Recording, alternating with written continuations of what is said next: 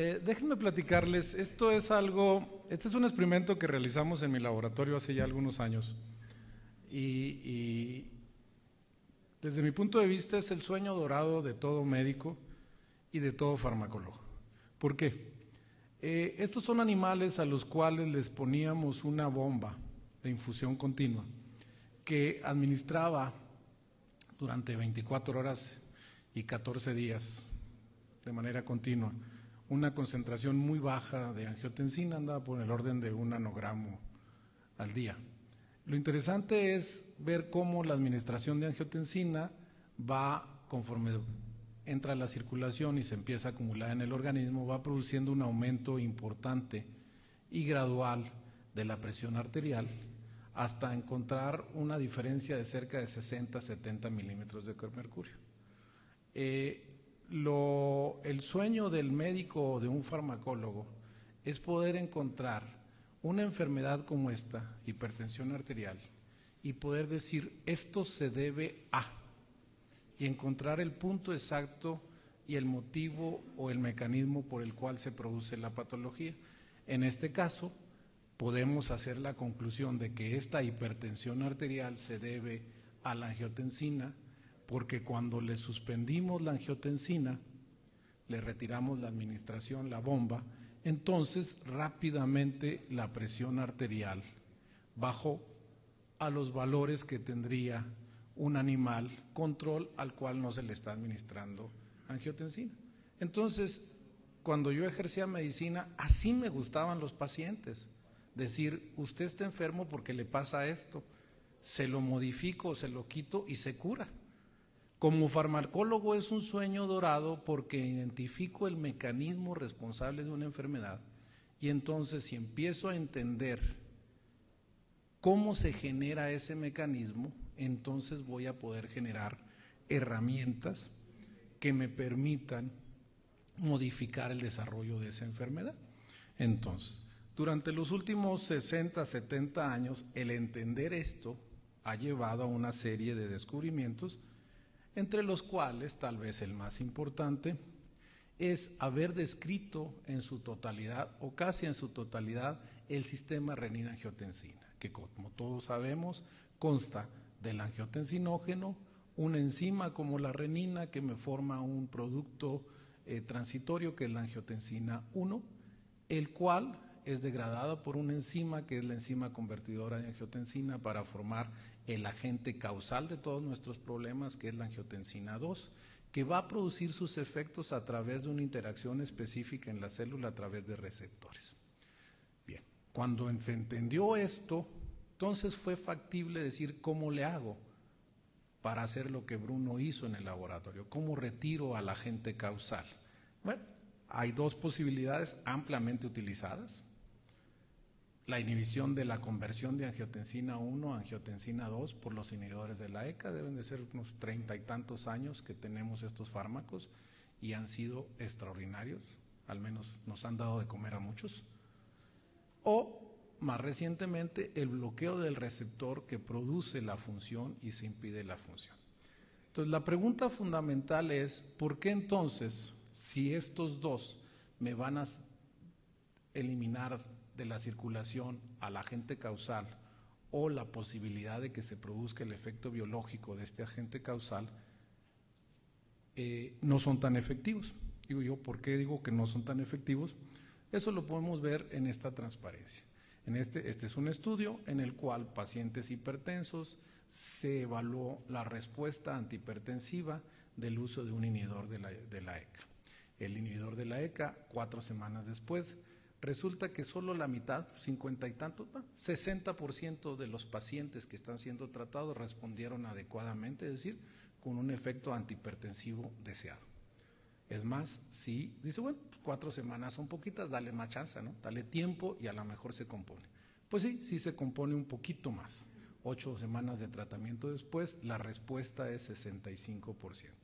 Uno puede ver esto como el vaso medio vacío o medio lleno. Bueno, 60% responde y 65% responde, ese es un buen porcentaje de bateo. Pero si lo vemos por el otro lado, los que no responden, entonces nos vamos a dar cuenta que el tratamiento o la eliminación del agente causal no está siendo lo efectivo que queremos.